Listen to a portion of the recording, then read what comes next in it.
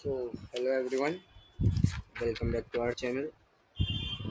तो आज हम हमारा अकाउंटेंसी स्टार्ट करेंगे।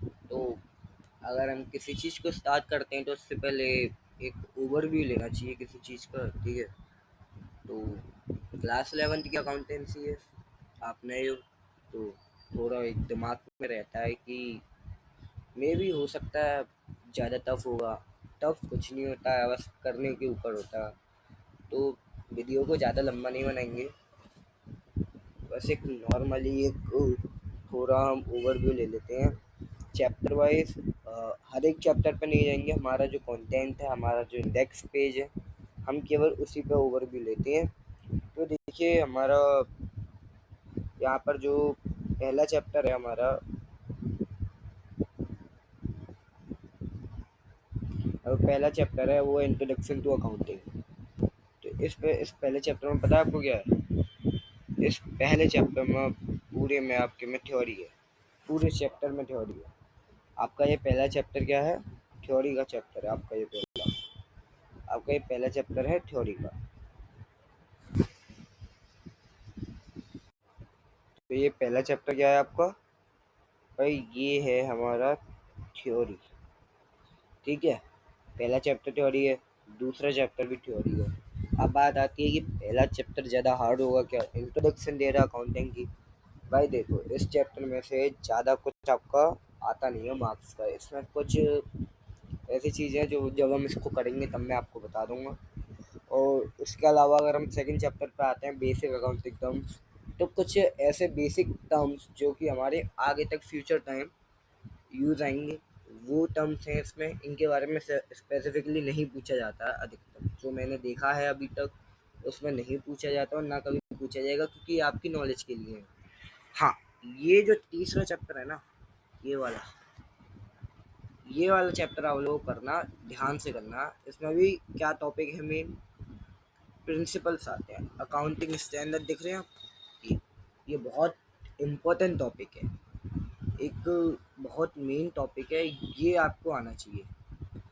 प्रिंसिपल्स आपको पता होने चाहिए। प्रिंसिपल्स पूछे जाते हैं 3 नंबर में, 3 नंबर में पूछ लेते हैं, 6 नंबर में भी आ जाता है ये क्वेश्चन कि इस प्रिंसिपल को डिफाइन करो, या कोई केस दे दिया, बताओ ये प्रिंसिपल कौन सा है। तो और इसमें अकाउंटिंग स्टैंडर्ड्स वगैरह बहुत हल्का टॉपिक है, ठीक है। ज़्यादा कोई टफ नहीं है, इसमें थ्योरी ज़्यादा है, लेकिन हमको इतनी थ्योरी पे नहीं जाना, हम प्रैक्टिकल्स पर ज़्यादा जाएंगे। लेकिन मैं आपको बुक के थ्रू पढ़ाऊँगा, जो कि बच्चे नहीं करते हैं। देखते हैं आगे। देखिए चौथा चैप्टर दिख रहा है आपको? चौथा चैप्टर आपका बेसिस ऑफ अकाउंटिंग। इसमें आपका ज़्यादा कुछ नहीं है, इसमें बहुत एक कहते हैं ना 2 पेज का चैप्टर है, आता है इसमें से एक आध क्वेश्चन आ गया तो बहुत है।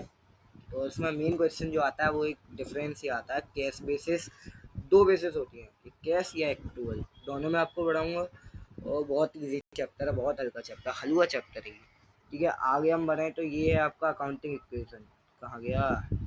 ये रहा, ठीक है। अकाउंटिंग इक्वेशन, अकाउंटिंग इक्वेशन आप देख सकते हैं। इक्वेशन आ रहा है यहाँ पे एक शब्द इक्वेशन, इक्वेशन यानी कि एरिथमेटिकल।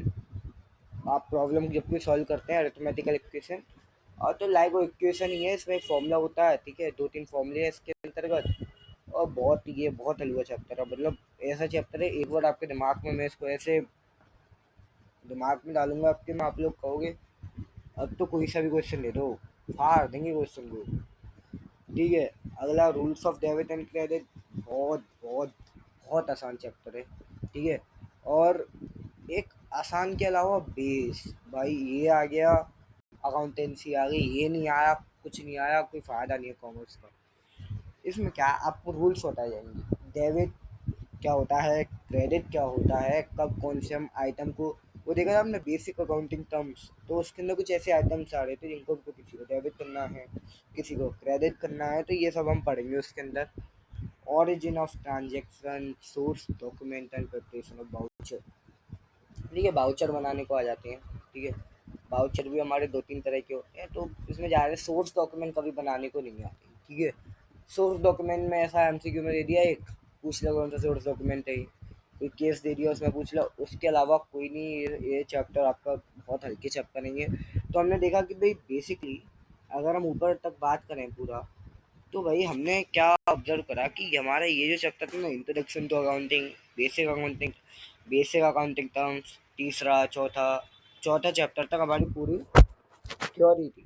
लेकिन क्या था कि एक गड़बड़ी थी यहाँ पे, चौथे में एक आध न्यूमेरिकल आ जाता है। एक न्यूमेरिकल वो मैं आपको बता दूंगा, ठीक है। उसमें मतलब एक एक ऐसी चीज होती है कि यहाँ पे हमें थोड़ी परेशानी आती है, इसको या प्लस करें कि माइनस करें, या ये आएगा कि नहीं आएगा, वो मैं आपको सब बता दूंगा। और पांचवा आपको इक्वेशन है, ठीक है। तो पांचवे को थ्योरी के अंदर ना कंसिडर करें, हम थ्योरी भी पढ़ाएंगे जब तक, क्योंकि बच्चे गलती करते हैं, थ्योरी नहीं पढ़ते। और बुक में सब चीज़ आपकी मेंशन होती है, वो आते हैं प्रैक्टिकल पे और पेपर में ये गलती करके आते हैं, इनको बेसिक्स रह जाते हैं।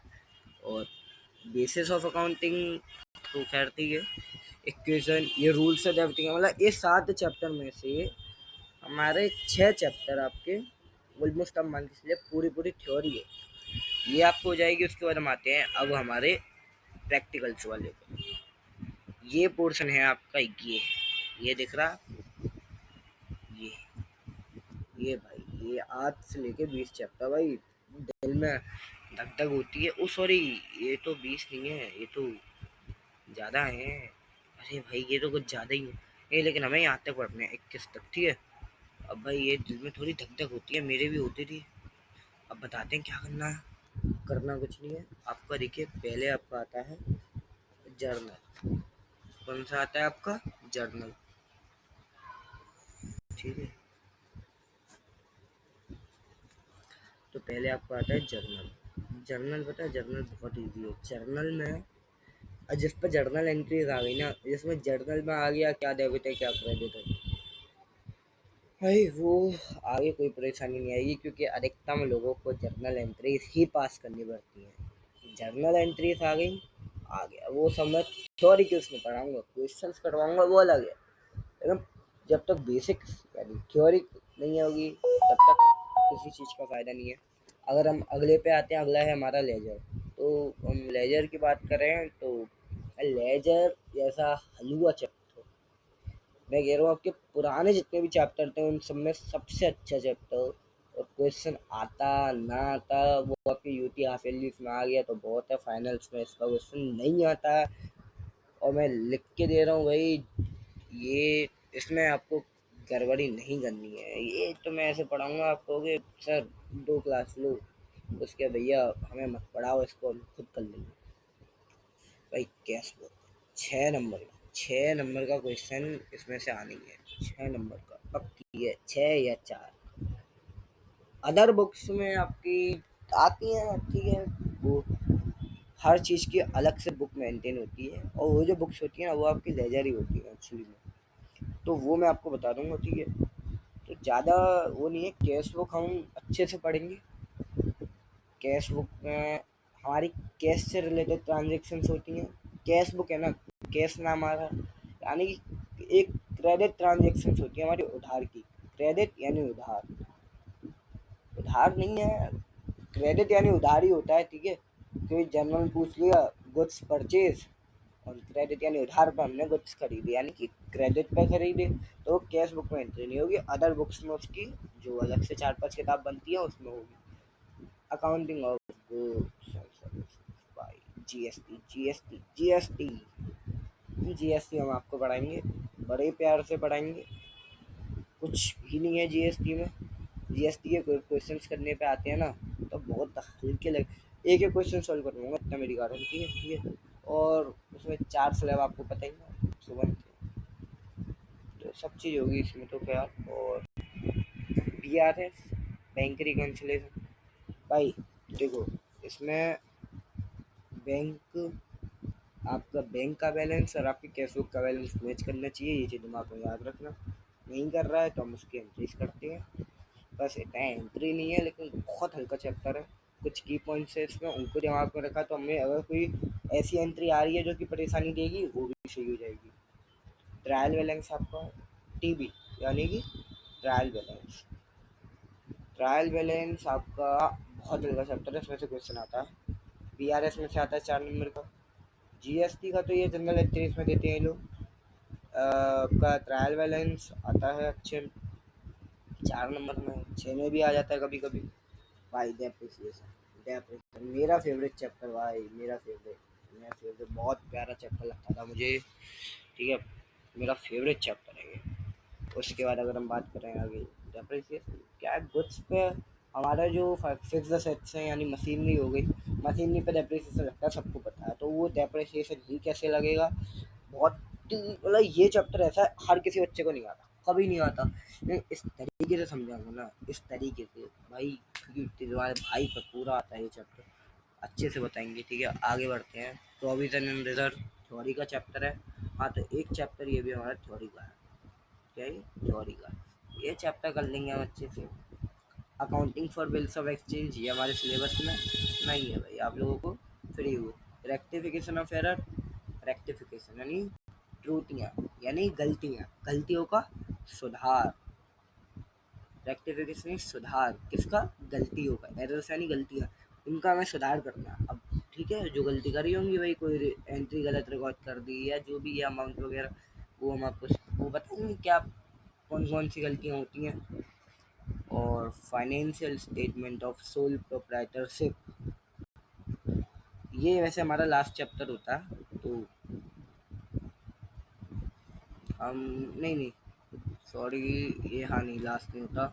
तो हम ये जो चैप्टर है हमारा, हम इसमें क्या है, फाइनेंशियल स्टेटमेंट ही बनाने हैं। सोल प्रोप्राइटर बीएस में पढ़ाऊंगा मैं आपको, उसका भी ओवरव्यू दूंगा एक बार, ये हम करेंगे। ठीक है, वैसे इस चैप्टर में से क्वेश्चन नहीं आता कि हमें एडजस्टमेंट, ये दिख रहा है आपको, in preparation of financial statement, ये फाइनेंशियल स्टेटमेंट हमें इसमें सीख लेंगे कैसे बनानी है। इसके अंदर जो एडजस्टमेंट आते हैं अलग से 6-7, हमें उनको एडजस्ट करके फिर इसको करना पड़ता है। ये चैप्टर हम बिल्कुल अच्छे से करेंगे दोनों को।